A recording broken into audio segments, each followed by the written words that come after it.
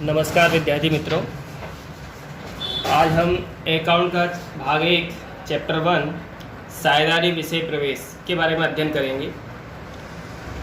साझेदारी विषय प्रवेश की सबसे पहले हम प्रस्तावना देखते हैं। तो प्रस्तावना शुरुआत करते हैं कि साझेदारी का अस्तित्व क्यों आया, क्या ज़रूरत पड़ी कि साझेदारी की शुरुआत करनी पड़ी। तो शुरुआत में क्या है, लोग एकाकी पेढ़ी चलाते थे, यानी कि व्यक्तिगत मालिकी की पेढ़ी चलाते थे, जिसके अंदर कई सारी मर्यादाएं थीं, कई सारी कमियां थीं। उन कमियों को दूर करने के लिए साझेदारी अस्तित्व में आई।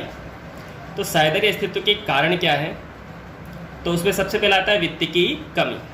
तो आपको पता है, कोई भी एक व्यक्ति जब धंधा चलाता है तो उसके पास पैसा, जो वित्त होता है वो कैसे होते हैं, लिमिटेड होता है, कम होता है। कम होने के कारण वो जितना बड़ा बिजनेस चाहता है उतना कर पाता नहीं है। तो वित्त की कमी थी, जिसके कारण साझेदारी अस्तित्व में आई। दूसरा है कुशलता की कमी। कोई भी एक व्यक्ति जब कोई बिजनेस शुरू करता है तो सीधी बात है, उसके पास पैसा होगा तो कुशलता नहीं होगी, और कुशलता होगी तो पैसा नहीं होगा, यानी पूंजी नहीं होगी। तो दूसरी मर्यादा ये थी। तीसरा है जोखिमों का बंटवारा। जब कोई एक व्यक्ति एक धंधा शुरू करता है तो अगर धंधे में मान लो अचानक कोई जोखिम आ जाता है तो पूरा का पूरा एक व्यक्ति को उठाना पड़ता है, जिसके कारण वो पूरी तरह से टूट जाता है और दोबारा बिजनेस करने में बहुत संकुचित हो जाता है, या मान लो वो दोबारा उस तरह से तैयार हो पाता नहीं है। अंत में उसे वो बिजनेस भी बंद करना पड़ता है। ऐसी सिचुएशन आ जाती हैं, परिस्थिति आ जाती हैं। तो ये सब कमियां थी। इन सब कमियों को दूर करने के लिए साझेदारी अस्तित्व में आई। उसके बाद आता है साझेदारी का अर्थ। जैसे आपको पता है कि एक व्यक्ति अगर कोई धंधा चलाता है तो उसे व्यक्तिगत पेढ़ी का धंधा कहते हैं, यानी व्यक्तिगत मालिकी का धंधा कहते हैं। अब व्यक्तिगत मालिकी में एक ही व्यक्ति होता है, इसलिए उसके सामने कई सारी परेशानियां होती हैं। तो उनको दूर करने के लिए आया साझेदारी का। साझेदारी अर्थात दो या दो से अधिक व्यक्ति मिलकर कोई व्यवसाय शुरू करते हैं तो उसे साझेदारी पेढ़ी कहते हैं। साझेदारी का भारतीय साझेदारी कानून 1932 की कलम 4 के अनुसार भारत में साझेदारी जो अस्तित्व में आई है उसके लिए भारतीय साझेदारी कानून 1932 अस्तित्व में आया या 1932 बनाया गया है, जिसके आधार पर साझेदारी से संबंधित जितनी भी कानून या नियम हैं वो सब इस कानून के अंदर दर्शाए गए हैं। तो भारतीय साझेदारी कानून 1932 की कलम 4 के अनुसार इसमें साझेदारी की परिभाषा दी हुई है। साझेदारी यह ऐसे व्यक्तियों के बीच का संबंध है जो सभी के द्वारा अथवा सभी की ओर से उनमें से कोई एक व्यक्ति द्वारा चलाए जाने वाले धंधा का लाभ बांटने के लिए सहमत हुए हों। अर्थात कि साझेदारी जो वो कुछ व्यक्तियों के बीच का संबंध होता है, जिसमें से वो सभी के सभी भी उसे चलाते हैं, या सभी में से कोई एक व्यक्ति भी क्या करता है, उस व्यवसाय को चलाता है, और उसमें जो धंधे में लाभ होता है वो सभी साझेदार बांटने के लिए सहमत। साझेदारी पेढ़ी। तो साझेदारी पेढ़ी यानी क्या, तो साझेदारी में जुड़े हुए जितने भी व्यक्ति होते हैं वो सभी व्यक्तियों के द्वारा संयुक्त रूप से जो धंधा चलाया जाता है उसे साझेदारी पेढ़ी कहते हैं। साझेदारी में जुड़े व्यक्तियों के द्वारा संयुक्त रूप से चलाए जाने वाले धंधे को साझेदारी पेढ़ी कहते हैं। उसके बाद आता है साझेदार। तो साझेदार अर्थात कि जो व्यक्ति साझेदारी में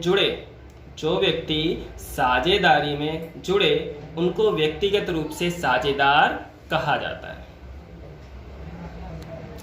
इसके बाद हम शुरू करते हैं साझेदारी के लक्षण। जो साझेदारी अस्तित्व में आते हैं उसमें क्या क्या लक्षण होते हैं। सबसे पहला लक्षण होता है करार से अस्तित्व, यानी कोई भी साझेदारी पेढ़ी जब बनाई जाती है या उसकी शुरुआत होती है तो सबसे पहले उनके बीच करार किया जाता है। तो इसलिए पहला लक्षण है कि ये करार से अस्तित्व में आती है।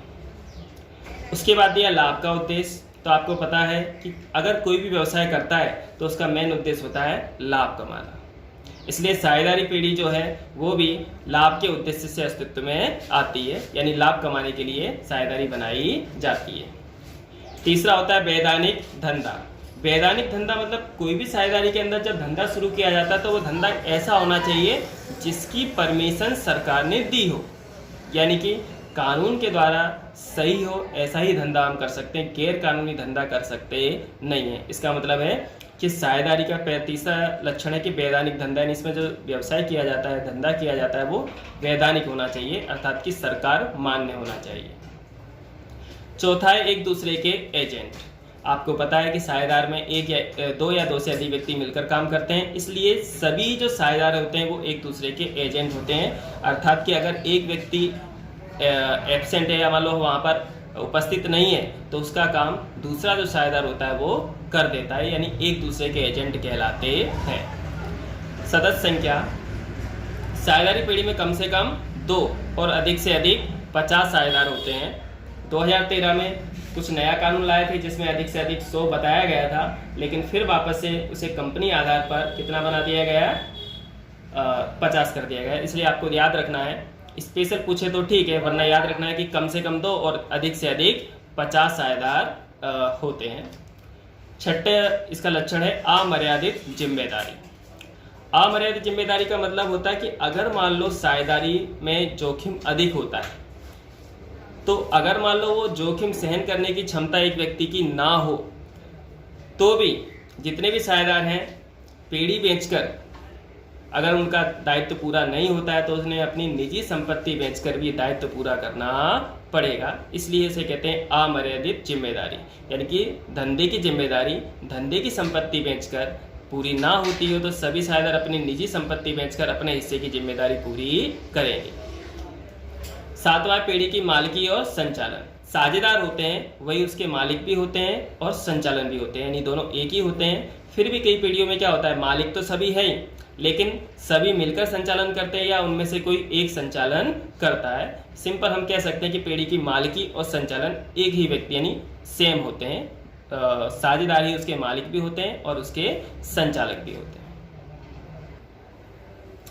इसके बाद हमारा नया टॉपिक आता है साझेदारी करार पत्र, जिसे खतपत्र कहते हैं या पार्टनरशिप डीड के नाम से जाना जाता है। साझेदारी पेढ़ी शुरू करते समय साझेदारों की सर्वसम्मति से करार पत्र तैयार किया जाता है।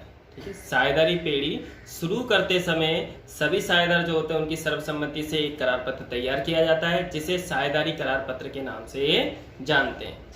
ये करार पत्र जो होता है वो लिखित भी हो सकता है या मौखिक भी हो सकता है, यानी दोनों प्रकार के देखने को मिलते हैं।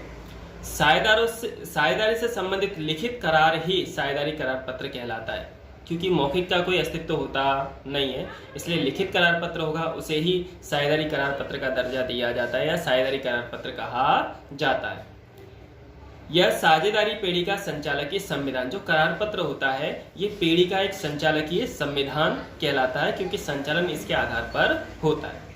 साझेदारी करार पत्र में संचालन संबंधी सभी प्रावधानों का उल्लेख किया जाता है, यानी कि जो भी उसके अंदर पेढ़ी के अंदर जितने भी संचालन होते हैं या जो भी काम किए जाते हैं उस सभी काम से संबंधित जितने भी प्रावधान होते हैं वो सभी के सभी करार पत्र के अंदर उल्लेखित होते हैं, यानी उसके अंदर सभी का समावेश होता है कि किस वस्तु को किस तरह से करना है।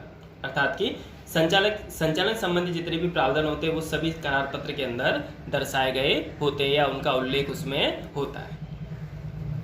लिखित करार पत्र अधिक इच्छनीय और हितावह होता है। जैसा बताया कि लिखित का एक अस्तित्व होता है, इसलिए वो इच्छनीय भी है और अधिक हितकारी भी होता है। कारण कि साझेदारों के बीच भविष्य में यदि कोई गैर समझ या विवाद खड़ा हो तो साझेदारी करार पत्र में किए गए प्रावधानों के अनुसार उनका समाधान ला सकते हैं। यानी कि अगर मान लो भविष्य में साझेदारों के बीच कोई मतभेद उपस्थित होता है या मान लो कोई विवाद या गैर समझ उपस्थित होती है, तो अगर लिखित करार पत्र होगा तो आप उसमें से देखकर उनके बीच का जो समस्याएं हैं या विवाद है उसका समाधान ला सकते हैं, क्योंकि लिखित करार पत्र एक प्रूफ के रूप में काम करता है।